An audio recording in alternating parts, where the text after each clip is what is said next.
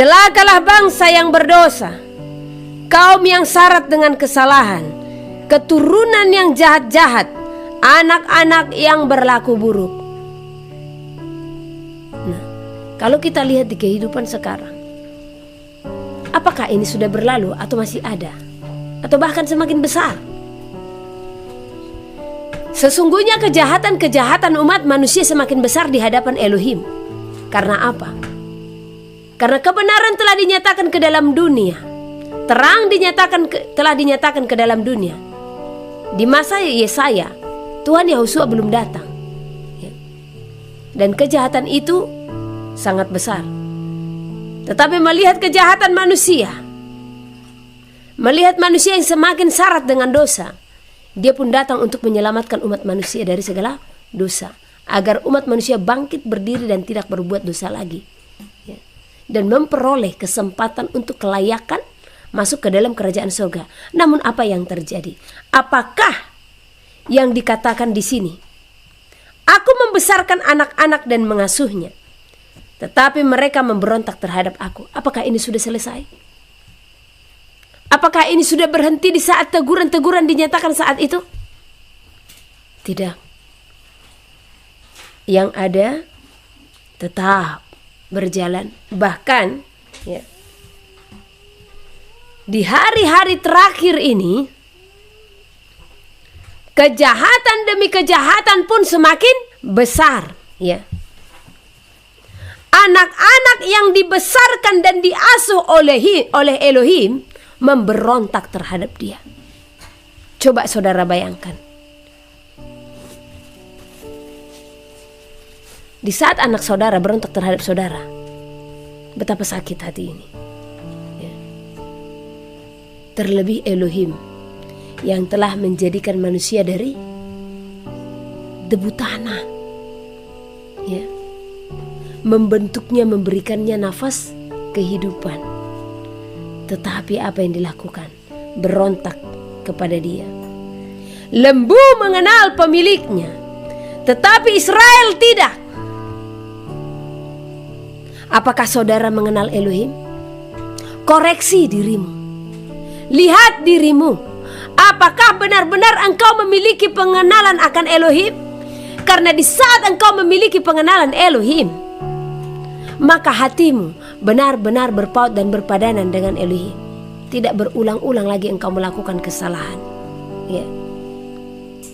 Namun tetap berjuang, tetapi jangan berulang. Harus lepas. Harus berjuang melepaskan segala kedengkian. Harus berjuang melepaskan segala keirian. Dan itu harus lepas. Jangan berulang. Waktu Elohim sampaikan hal ini, anakku sampaikan kepada mereka, berjuanglah, jangan berulang. Nah, waktu disampaikan seperti itu, langsung hati ini tersentak. Benar ya. Apa yang Elohim sampaikan? Berjuang, jangan berulang, katanya. Untuk apa kita berjuang, terus berjuang? Kalau ditanya, Bu, kapan nih? Untuk menghilangkan kepahitannya. Masih berjuang, Bu. Kapan menghilangkan kekecewaannya? Masih berjuang, Bu. Sampai kapan berjuangnya? Sampai Tuhan datang. Sampai Yahusua menyatakan diri, di awan-awan dengan para malaikatnya. Yang ada saudara apa? Di dalam perjuangan saudara tertinggal, habis berjuang terus, namun tidak berusaha untuk membuangnya. Berjuang, jangan berulang. Kalau hari ini engkau menyadari ada roh kekesalan atau kekecewaan dalam hatimu, buang itu. Lawan itu. Harus lolos dan harus menang. Oke, kita kembali lagi. Betapa berdukanya hati Elohim menyampaikan hal ini. Lembu mengenal pemiliknya, tetapi Israel tidak. Keledai mengenal palungan yang disediakan tuannya, tetapi umatku tidak memahaminya. Apakah saudara memahaminya? Ya. Ini sebenarnya udah ngeri sekali ya. Saya pernah dengar khotbah dari seorang hamba Elohim, ya. Apa yang dikatakan? Anjing lebih berakhlak daripada manusia, katanya. Ya. Anjing lebih punya hati daripada manusia. Anjing lebih setia daripada manusia, katanya. Kalau dipikir-pikir, ya jangan pula semua manusia, ya kan? Saudara dan saya ya harus lolos dari situ. Pernah nggak pelihara anjing? Ya. Saya dari anak gadis sering pelihara anjing dan sampai sekarang pun ada anjing saya, ya. Nah, anjing ini sangat setia kepada tuannya. Bahkan berapa cerita yang kita dengar, ya, di mana anjing itu pun sangat berduka di saat tuannya telah tiada. Ya. Beberapa hari lalu saya dikirimi video. Ada seorang orang tua yang memelihara seekor anjing, ya, dan anjing ini dipungut dari jalanan. Nah, kemudian rumah mereka terbakar. Jadi ini masih rumah kumuh, ya. Rumah ini terbakar. Nah, sehingga ya penghuni-penghuni daripada rumah tersebut dibawa ke rumah sakit karena ada yang korban, termasuk si pemilik anjing ini, ya. Dan dia pun ada luka-luka di dalam tubuhnya yang harus membawa dia untuk dirawat, ya. Dan anjingnya tetap ada di puing-puing reruntuhan bekas bakaran daripada rumah itu. Dia tidak mau bergeser dari sana, dia terus di sana sementara tuannya masih dirawat, ya. Dan banyak orang yang menyorot ini, akhirnya anjing itu pun anjing ini dipanggil, dia tidak mau. Nah, akhirnya mereka menemukan siapa pemilik anjing ini dan pemiliknya ada di rumah sakit, ya. Mereka pun memancingnya, membawa sebuah box besar, meletakkan baju si pemilik di dalam kandang itu supaya dia mencium aromanya dan masuk, dan dia pun masuk, ya. Nah, waktu dibawa ke pemeliharaan ternak, ya, dia tidak mau makan, ya, dia terus bersedih, ya. Nah, hingga akhirnya jadi si tuannya ini belum bisa keluar dari rumah sakit, ya. Nah, hingga akhirnya dibawakan ke kandangnya topi dan dompet si pemilik ini, dan dia pun mau makan, ya. Sampai akhirnya mereka bertemu, ya. Betapa setianya anjing itu kepada tuannya. Seberapa setiakah saudara kepada Tuhan saudara, yaitu Elohim itu, dibandingkan anjing tersebut?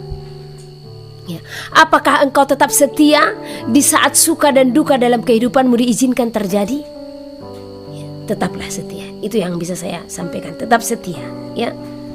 Nah, celakalah bangsa yang berdosa, kaum yang syarat dengan kesalahan, keturunan yang jahat-jahat, anak-anak yang berlaku buruk. Jadi anak-anak di zaman ini, apakah semakin banyak baik kelakuannya? Sudah semakin buruk, ya. Di zaman ini saja anak-anak pun sudah berlaku buruk, ya. Terlebih di zaman ini dengan adanya gadget-gadget itu, ya, berlaku buruk. Bahkan bisa di luar kontrol mereka melakukan sesuatu yang jahat, pengaruh daripada gadget. Makanya sekali lagi saya sampaikan kepada orang tua, ya, jangan berikan anakmu racun. Saya katakan gadget itu adalah racun yang akan merasuki pikiran dan hati anak-anakmu, sehingga mereka akan berontak kepada orang tua dan kasih mereka pun akan semakin dingin, ya. Penggenapan daripada firman telah dinyatakan, ya, melalui perkembangan teknologi, ya. Melalui perkembangan teknologi ini, pemisahan pun semakin dinyatakan oleh si jahat. Karena si jahat akan masuk melalui apa? Perkembangan zaman, ya. Coba lihat, ya. Apakah engkau memberikan kasih kepada anakmu oleh karena kesibukanmu, oleh karena engkau tidak mau diganggu, karena engkau pun harus pakai gadget, ya, sehingga engkau pun memberikan gadget kepada anakmu, sama-sama tenggelam, sama-sama tersesat kalian, ya. Sama-sama tertipu kalian itu. Saya katakan ya, dengan tegas dan dengan lantang saya katakan, saudara tertipu dan saudara masuk ke dalam jerat yang diciptakan oleh si jahat ya, untuk memisahkan hubunganmu kepada Elohim. Karena apa? Ya. Seberapa besar niatmu untuk membuka gadget daripada niatmu untuk menyembah Elohim ya. Seberapa banyak waktu yang engkau harus berikan untuk melihat-lihat video Instagram segala macam daripada apa? Bersekutu kepada Elohim. Ayo dicek ya. Banyak orang tua apalagi laki-laki ya, karena game sehingga apa? Tidak menyatakan kasih kepada istri dan anak ya. Tidak satu dua kita dengarkan, bahkan mereka sampai tega menganiaya istrinya ya. Tega menganiaya istrinya oleh karena apa? Si gadget-gadget ini tadi.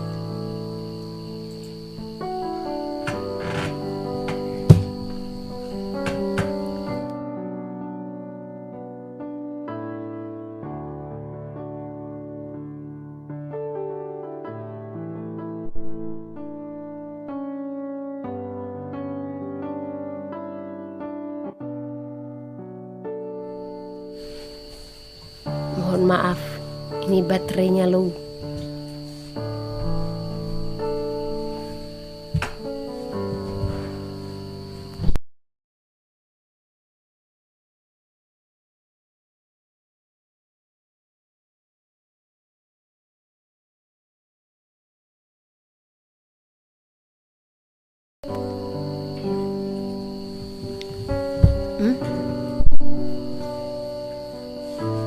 Ke sana nggak bisa.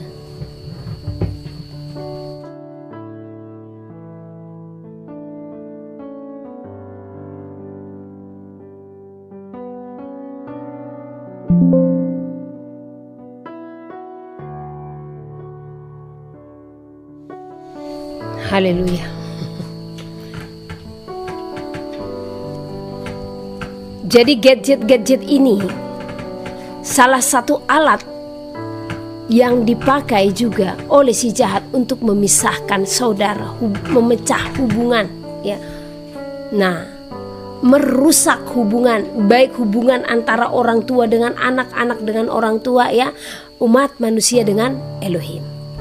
Kenali siasat yang diciptakan oleh si jahat melalui teknologi-teknologi yang ada di hadapan kita.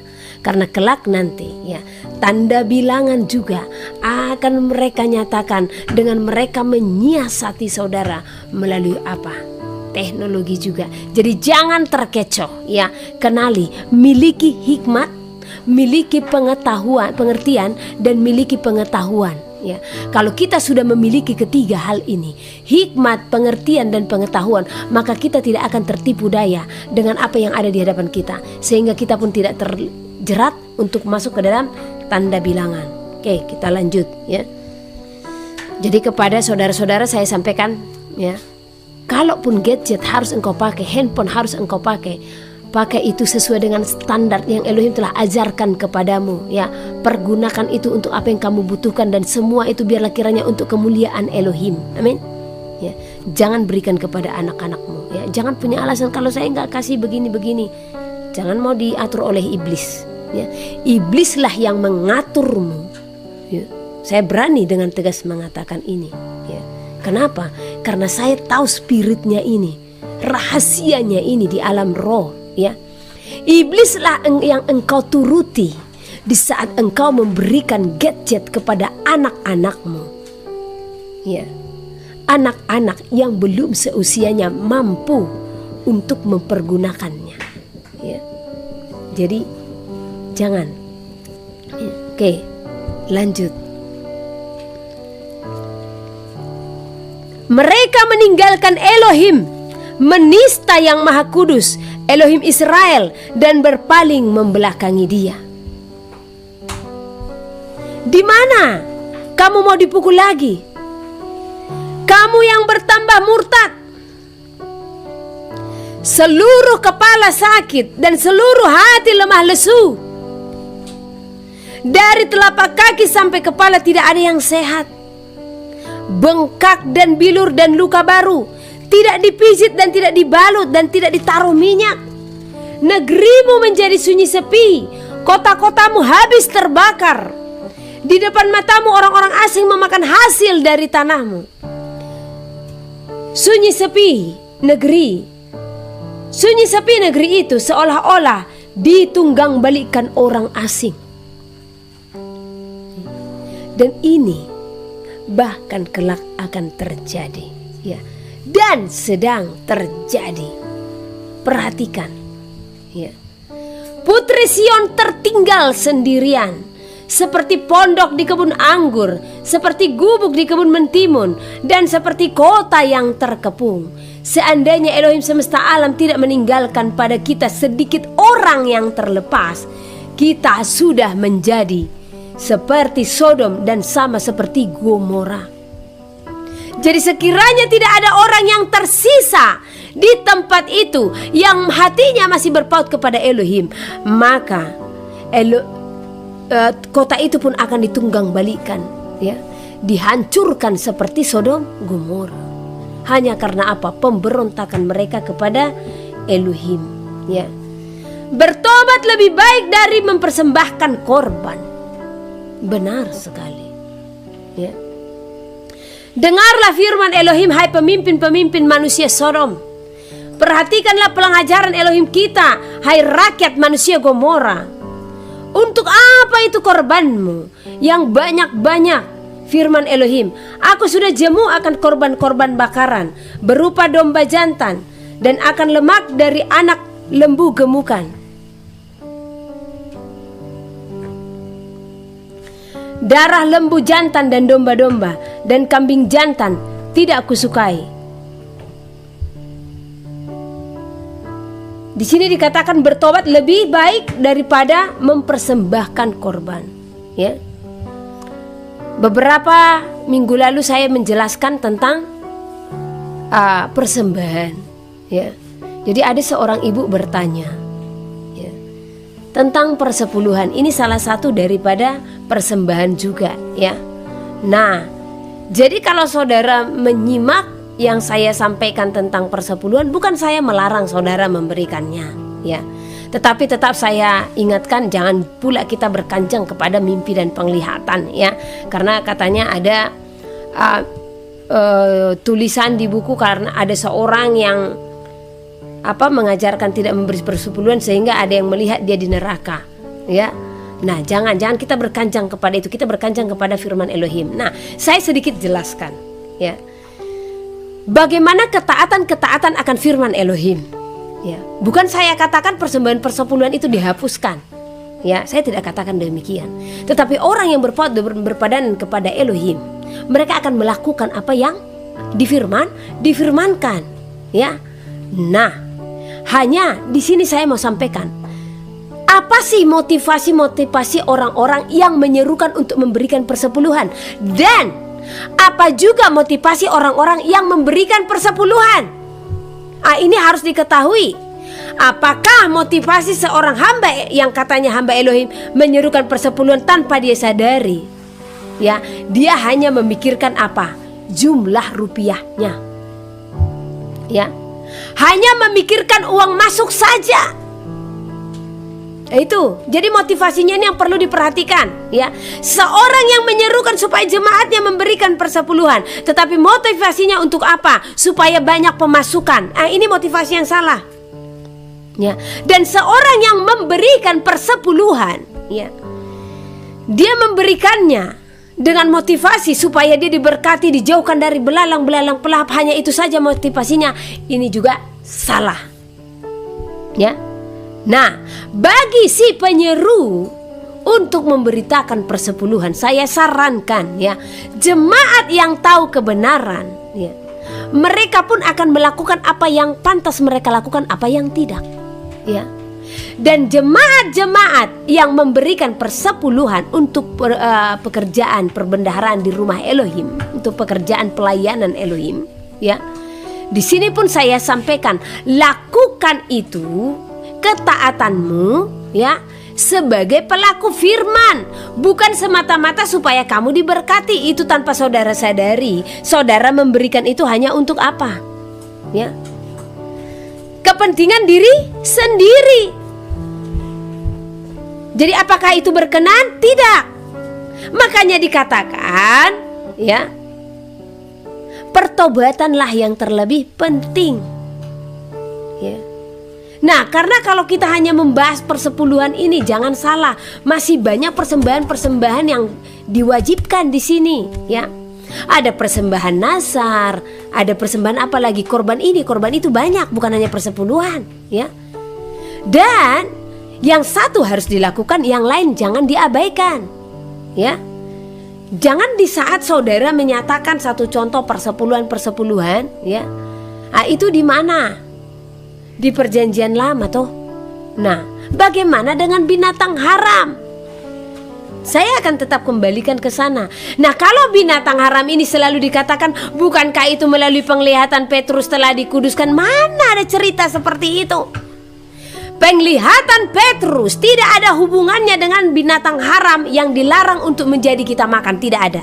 Itu memiliki pengertian yang sangat dalam, di mana arti yang sesungguhnya Elohim mau setiap kita yang sudah menerima Dia sebagai Yehoshua Tuhan dan Juru Selamat ya, yang sudah hidup di dalam Dia, kita melayani semua orang tanpa membeda-bedakan dan jangan merendahkan umat Elohim. Makanya perikopnya itu harus dibaca di Kisah Para Rasul 10. Dan itu penglihatan dikatakan Petrus bertanya-tanya dalam hati, apa kiranya arti daripada penglihatan itu. Jadi ada artinya ya. Masa iya sih Tuhan melarang, terus Tuhan Elohim perintahkan lagi untuk dibisahkan. Nah ya, jadi ada lagi dibicarakan tentang binatang haram, itu kan di perjanjian lama. Terus saya tanya, lah persepuluhan emang di mana? Apakah ada di perjanjian baru dikatakan berikan persepuluhanmu? Di perjanjian lama lah itu dinyatakan ya, supaya kita memberikan 1/10 dari apa yang kita hasilkan ya. Saat itu mereka hantarkan kemana? Ke Yerusalem ya. Jikalau kotamu jauh dari sana katanya, bahkan itu disuruh untuk diuangkan, yang nantinya sampai di Yerusalem ya, mereka akan memberi korban-korban. Dan mereka dikatakan membawa persepuluhan ini dan makan di bait Elohim dengan apa? Persepuluhan ini juga ya, yang diberikan kepada Lewi diberikan juga kepada fakir miskin. Banyak fungsinya. Perkaranya, apakah yang katanya hamba Elohim yang menyerukan persepuluhan sudah mempraktekkan ini semua? Sudahkah mengajak para fakir miskin dan janda-janda ya untuk makan, memakan apa yang dibawakan oleh jemaat-jemaat sebagai persembahan persepuluhan itu? Ada enggak? Ya. Nah, adakah saudara yang telah memberikan persepuluhan itu murni mempersembahkan kepada Elohim, atau hanya sebatas kekhawatiran hidup? Supaya berkatku dilindungi, supaya berkatku dijagain, supaya dijauhkan binatang-binatang pelahap. Itu adalah janji Elohim ya. Tetapi kita melakukannya hanya untuk ketaatan sebagai umat Elohim ya. Nah, jadi itu tertulis di perjanjian lama, bukan di perjanjian baru. Di perjanjian baru apa yang dikatakan tentang persepuluhan ya? Celakalah hai engkau orang-orang munafik, ahli-ahli Taurat dan orang Farisi, persepuluhan selasi, adas manis, jintan kau berikan, tetapi hal-hal terpenting dari hukum Taurat engkau abaikan. Jadi katanya persepuluhan diberikan ya, tapi hal-hal terpenting dari hukum Taurat diabaikan. Yang satu harus dilakukan, yang lain jangan diabaikan. 2 Tesalonika pasal 2. Kedurhakaan sebelum kedatangan Tuhan. Tentang kedatangan Tuhan kita, Yesus Kristus, dan terhimpunnya kita dengan Dia, kami minta kepadamu, saudara-saudara, supaya kamu jangan lekas bingung dan gelisah, baik oleh ilham roh, maupun oleh pemberitaan atau surat yang dikatakan dari kami, seolah-olah hari Tuhan telah tiba. Janganlah kamu memberi dirimu disesatkan orang dengan cara yang bagaimanapun juga, sebab sebelum hari itu, haruslah datang dahulu murtad, dan haruslah dinyatakan dahulu manusia durhaka yang harus binasa, yaitu lawan yang meninggikan diri di atas segala yang disebut atau yang disembah sebagai Allah. Bahkan ia duduk di bait Allah dan mau menyatakan diri sebagai Allah. Tidakkah kamu ingat bahwa hal itu telah kerap kali kukatakan kepadamu ketika aku masih bersama-sama dengan kamu? Dan sekarang kamu tahu apa yang menahan dia, sehingga ia baru akan menyatakan diri pada waktu yang telah ditentukan baginya. Karena secara rahasia, kedurhakaan telah mulai bekerja, tetapi sekarang masih ada yang menahan. Kalau yang menahannya itu telah disingkirkan, pada waktu itulah si pendurhaka baru akan menyatakan dirinya, tetapi Tuhan Yesus akan membunuhnya dengan nafas mulutnya dan akan memusnahkannya kalau ia datang kembali. Kedatangan si pendurhaka itu adalah pekerjaan iblis dan akan disertai rupa-rupa perbuatan ajaib, tanda-tanda dan mujizat-mujizat palsu dengan rupa-rupa tipu daya jahat terhadap orang-orang yang harus binasa karena mereka tidak menerima dan mengasihi kebenaran yang dapat menyelamatkan mereka. Dan itulah sebabnya Allah mendatangkan kesesatan atas mereka yang menyebabkan mereka percaya akan dusta, supaya dihukum semua orang yang tidak percaya akan kebenaran dan yang suka kejahatan. Dipilih untuk diselamatkan. Akan tetapi kami harus selalu mengucap syukur kepada Allah karena kamu, saudara-saudara yang dikasihi Tuhan, sebab Allah dari mulanya telah memilih kamu untuk diselamatkan dalam roh yang menguduskan kamu dan dalam kebenaran yang kamu percayai. Untuk itulah Ia telah memanggil kamu oleh Injil yang kami beritakan, sehingga kamu boleh memperoleh kemuliaan Yesus Kristus, Tuhan kita.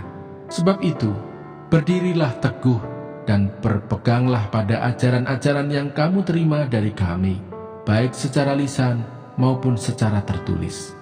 Dan Ia, Tuhan kita Yesus Kristus dan Allah Bapa kita, yang dalam kasih karunia-Nya telah mengasihi kita dan yang telah menganugerahkan penghiburan abadi dan pengharapan baik kepada kita, kiranya menghibur dan menguatkan hatimu dalam pekerjaan dan perkataan yang baik.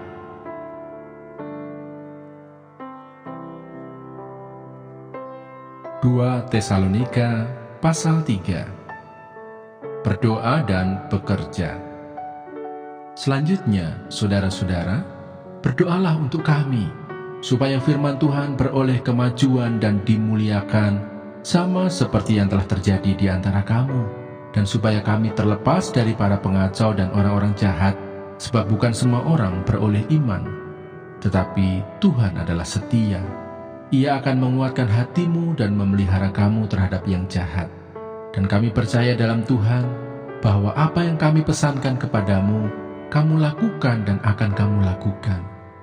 Kiranya Tuhan tetap menunjukkan hatimu kepada kasih Allah dan kepada ketabahan Kristus. Tetapi kami berpesan kepadamu, saudara-saudara, dalam nama Tuhan Yesus Kristus, supaya kamu menjauhkan diri dari setiap saudara yang tidak melakukan pekerjaannya dan yang tidak menurut ajaran yang telah kamu terima dari kami.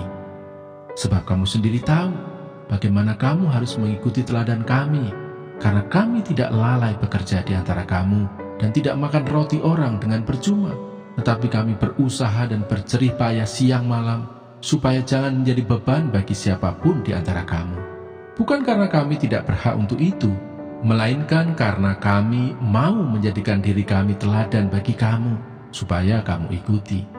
Sebab juga waktu kami berada di antara kamu, kami memberi peringatan ini kepada kamu: jika seorang tidak mau bekerja, janganlah ia makan.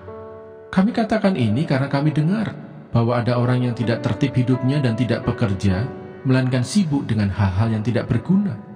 Orang-orang yang demikian kami peringati dan nasihati dalam Tuhan Yesus Kristus, supaya mereka tetap tenang melakukan pekerjaannya, dan dengan demikian makan makanannya sendiri. Dan kamu, saudara-saudara, janganlah jemu-jemu berbuat apa yang baik. Jika ada orang yang tidak mau mendengarkan apa yang kami katakan dalam surat ini, tandailah dia dan jangan bergaul dengan dia, supaya ia menjadi malu. Tetapi janganlah anggap dia sebagai musuh, tetapi tegurlah dia sebagai seorang saudara. Salam. Dan ia, Tuhan damai sejahtera, kiranya mengaruniakan damai sejahtera-Nya terus-menerus dalam segala hal kepada kamu. Tuhan menyertai kamu sekalian. Salam daripadaku, Paulus.